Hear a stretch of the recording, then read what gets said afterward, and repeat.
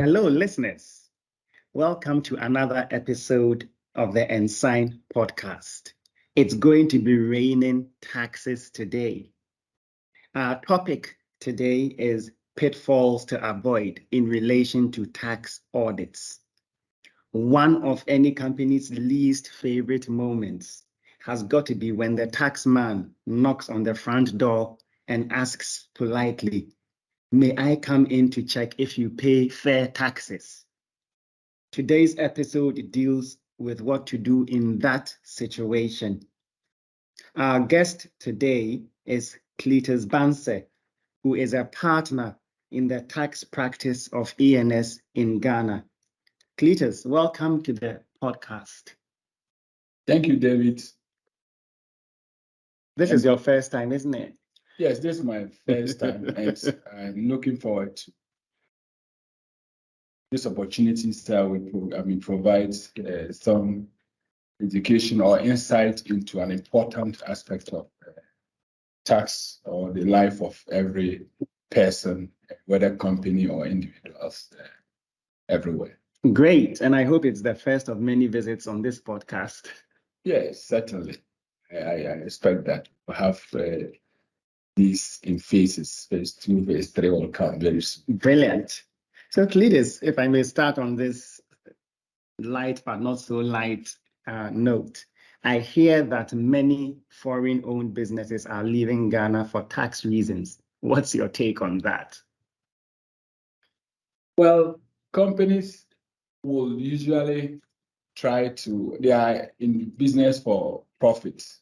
And if you look at the global trend, capital and funds have become a major issue for businesses. And the same thing applies to revenue authorities. So there's been an increase in tax audits by the revenue because getting funds from other sources is becoming problematic. So the tax authorities should try to raise revenue internally, and therefore there's an increase in tax audits to try and raise or mobilize revenue domestically. So that naturally will impact a lot of companies which were otherwise not faced with so much liability or tax liability.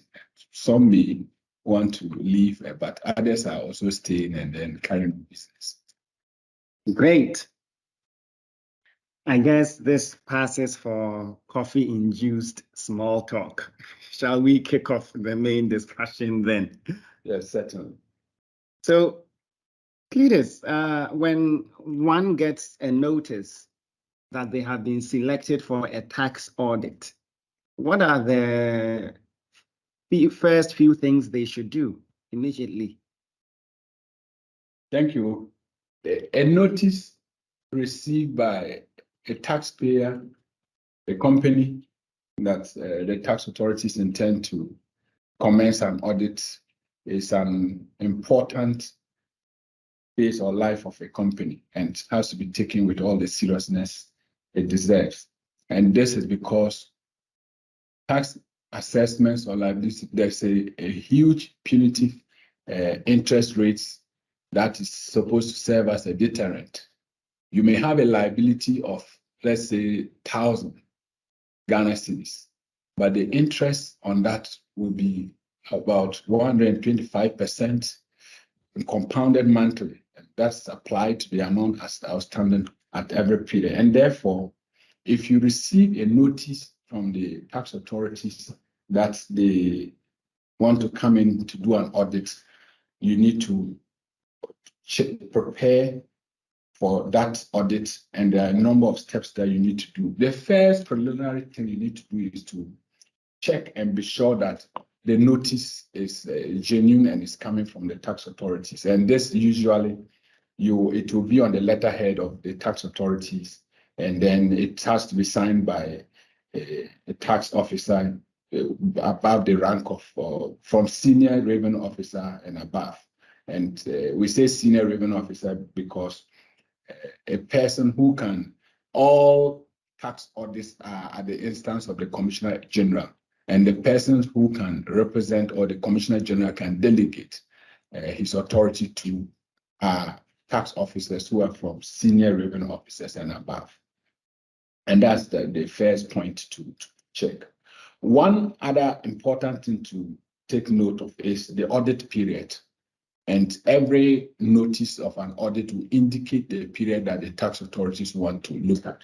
For example, if you receive a notice, it may indicate that they want to audit you from 2016 to 2021. If you need to consider this period very, very well, because the taxpayer or a company has an obligation to keep records for a period of 6 years. And beyond that period, you are not under obligation to continue to keep those records unless in certain peculiar circumstances the law provides. And therefore, if the tax authorities show up and they tell you that in 2023, and they tell you that they want to audit you from 2014 to 20, first take a look and then determine whether can they audit you for 2014, can they audit you for 2015, because these periods certainly fall outside the 6-year period, and therefore you should take note of, the audit period and then consider what you have to do about it. This point you make about an obligation to keep documents. Is it just in statute, or have the courts got the opportunity to pronounce on it? Yes, this is a provision in the law, and the courts have had the opportunity to pronounce on this, and they have affirmed that a taxpayer has an obligation to keep documents for 6 years and nothing more.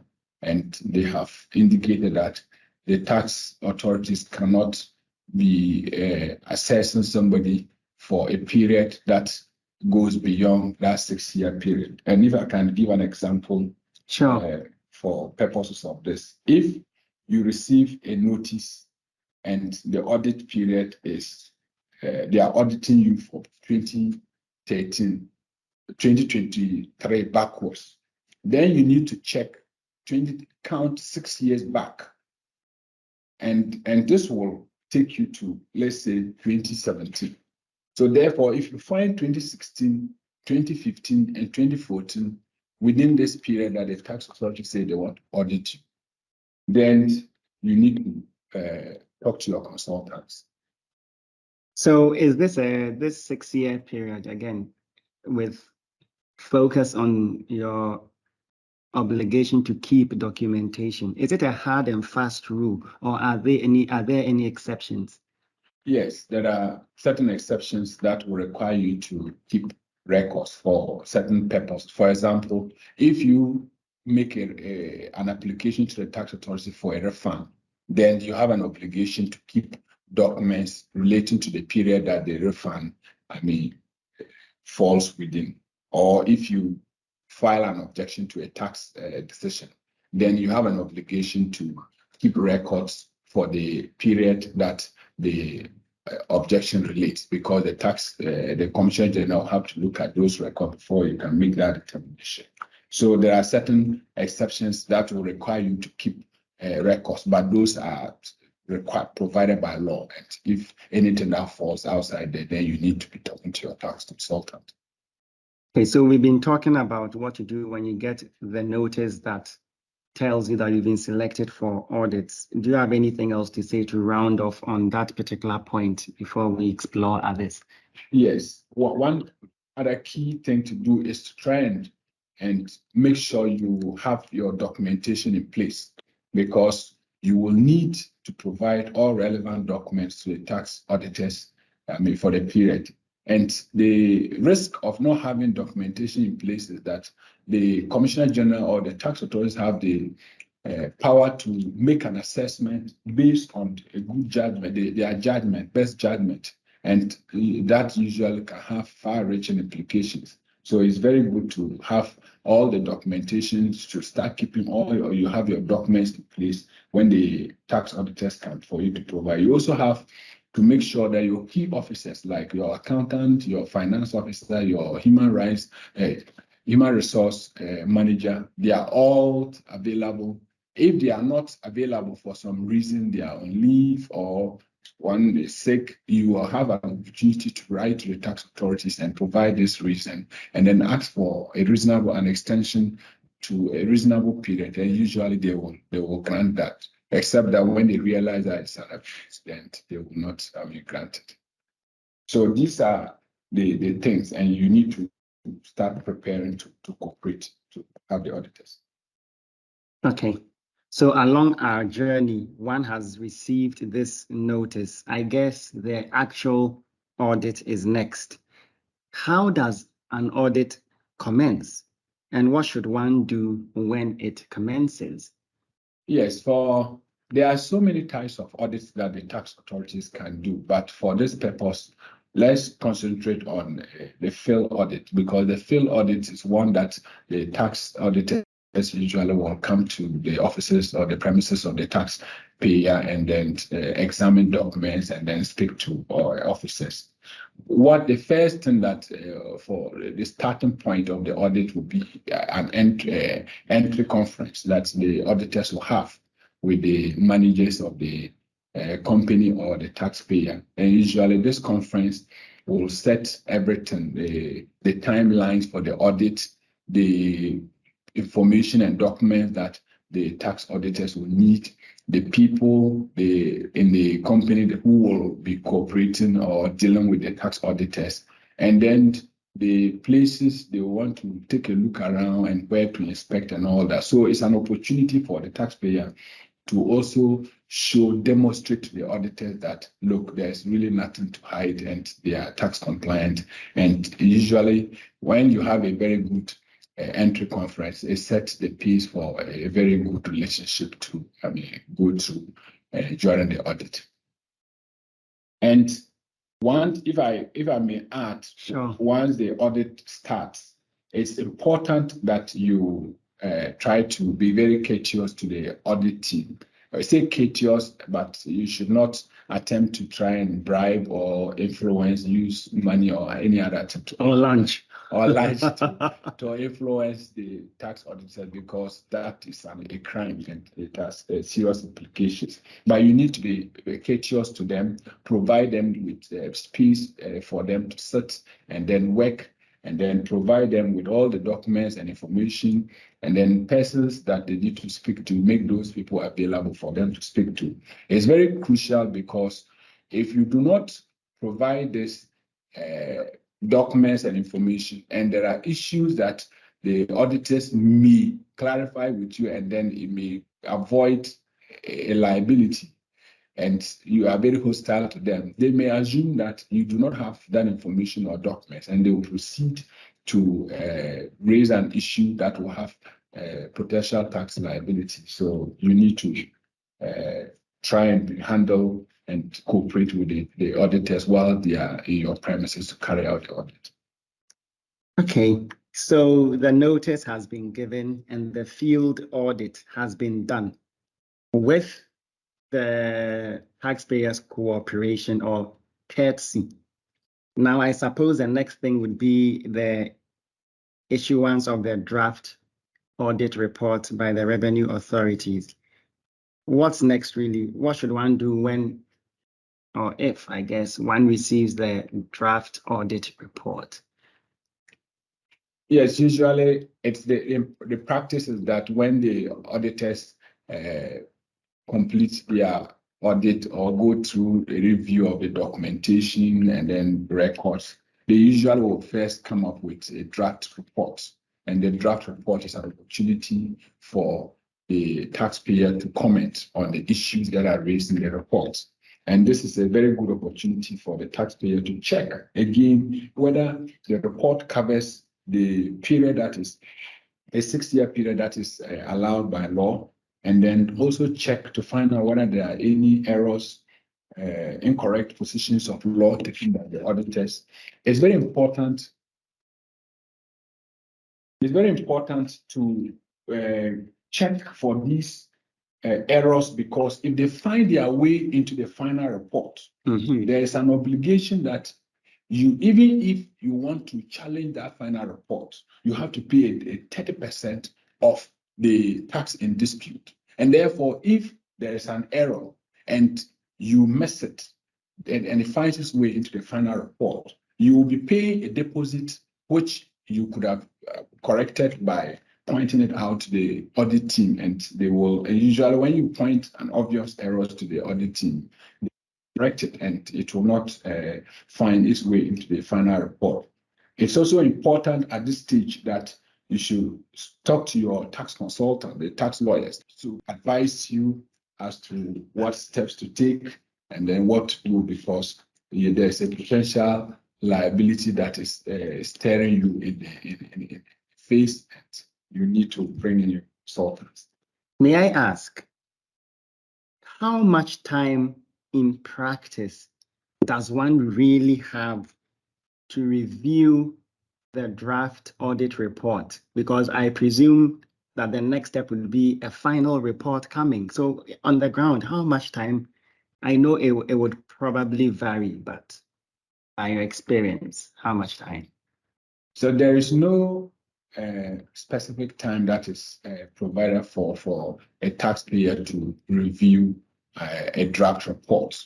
But look, the tax authorities are reasonable people. If they issue a draft report and they realize that you are coming up with very genuine issues, that information and documents that is affecting the key parts of the audit, they are usually willing to accommodate you, and they may even extend the period. We have instances where the tax authorities have extended a period of 2 months, 3 months, just to go through a draft report, to be able to come to terms or agree on certain positions. But if they realize that all you are doing is to delay and then just raise unnecessary issues, of course, they will proceed and finalize their report. But usually, they will accommodate you to hear you on the issues that are raised in the draft report before they proceed to finalize. So on that point on which you ended, I guess I imagine that the next step is the issuance of the final audit report. Certainly. And how should one react?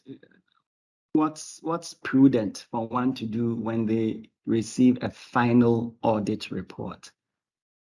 When a taxpayer receives a final audit report, time is of the essence from the date that you receive the audit report. Time is of the essence because there are very strict timelines that you have, and these timelines are very, very narrow. And if you fall outside them, you will have no remedy. So if you receive an audit report and you disagree with it or portions of it and you want to challenge it, if you do not take those steps to challenge it within the 30-day period from the date that you have received the report, then the assessment that is contained in the report will crystallize and you become liable to that tax, and then without an opportunity to challenge it again. So when you receive the report, it's very critical that you immediately notify your tax consultants and then get your internal team to start reviewing the report. You need to try and identify if there are any errors in that report. If the report still falls within periods that are outside the statutory period that the tax authorities have to audit you, if there are incorrect positions that the tax auditors have taken that you disagree with, you need to identify all of them. Then you, together with your tax consultants, you need to strategize on whether there are how you need to deal with it. Is it that, are you going to concede? Is it a fair assessment that you think the company is liable or you are liable and therefore you want to pay? Is it, do you disagree with the whole report and you think that it is incorrect and you have no liability? Do you disagree with portions of the report? All these decisions have to be taken.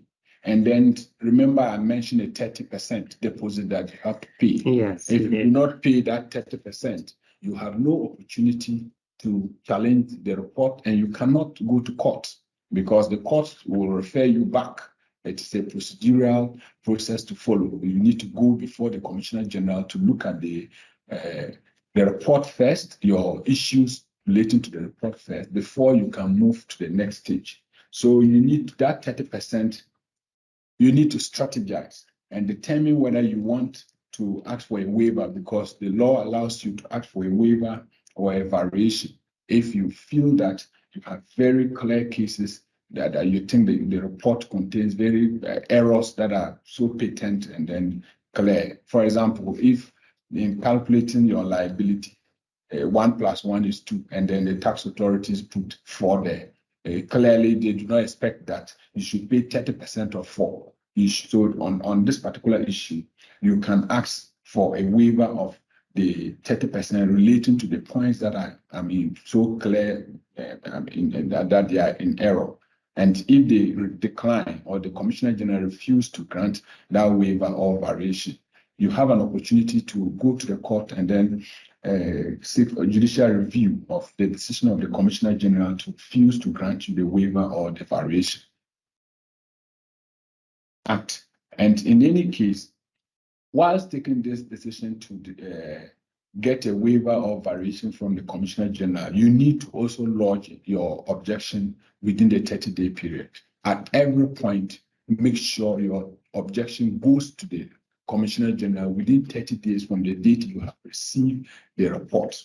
Because if you delay, then you become liable and you will have no opportunity. Ladies, let me slip this through.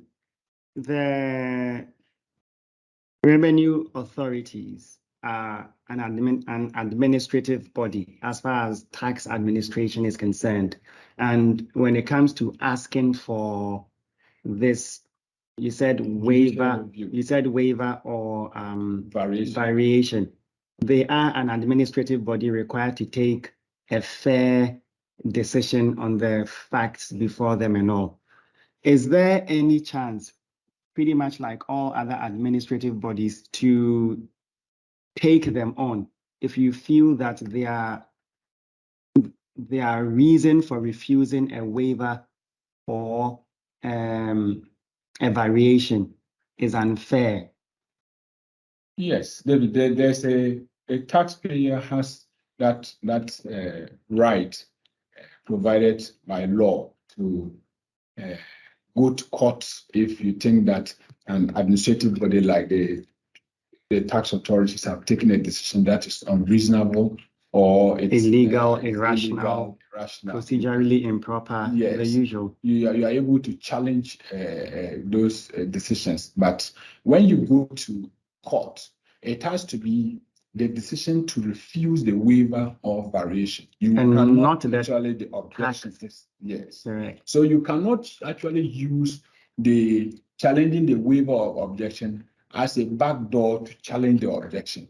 That one, the courts will refuse. But if you go and set out clearly that these are the reasons why they made an error, and then you ask for a waiver or variation, and then they decline, the court will look at it. And the Supreme Court has recently decided, that the 30% deposit requirement is constitutional, and there's nothing wrong with it. But the court also indicated that taxpayers who think that they have genuine cases where it deserves a waiver or they deserve a waiver or variation, they should apply to the Commissioner General. And the Commissioner General exercises that discretion in a manner that is not in accordance with law, the taxpayers have an opportunity to go to the High Court to seek for judicial review.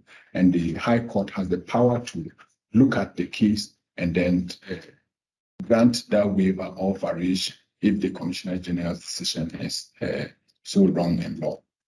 All right, so Cletus, we've been talking about when you get a notice saying you've been selected for a tax audit, what to do. We've talked about what happens when the audit itself commences.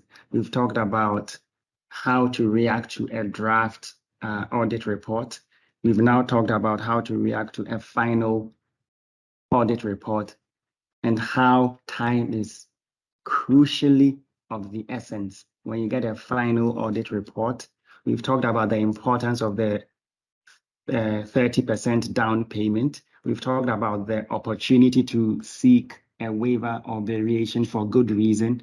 We've talked about how if the waiver request is refused, that's not always the end of the road as far as the 30%, because if the proper way or procedure has not been followed by the tax authority in refusing your waiver, you can still go to the courts. I guess that brings us to the objection against the tax decision itself. But it seems to me that it's such a huge topic on its own that we might as well preserve that for a part 2 of this episode. What do you think? Yes, that is still a long process. The dispute resolution process is long when the Commissioner General finally takes a decision on your objection. There's a long way which you need to go, whether you agree or not. If the Commissioner General delays and doesn't come back to you, there's a process in which you go. So we will need to deal with this in our second phase and as to what to do when the Commissioner General gives a decision on your objection, or the Commissioner General does not respond or does not say anything about your objection, what the law says you should do.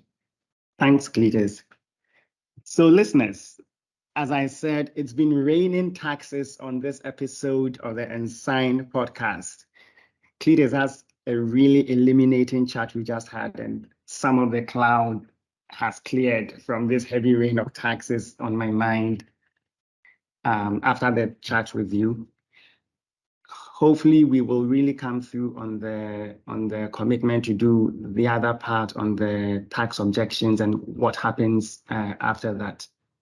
So thank you very much for coming on this episode, Cletus. And thanks, listeners, for joining us on this episode of the ENSign podcast. We will definitely come back to you very soon. Thank you. Bye-bye. Thank you. And looking forward to having our next session. Thank you very much. Indeed. Thank you.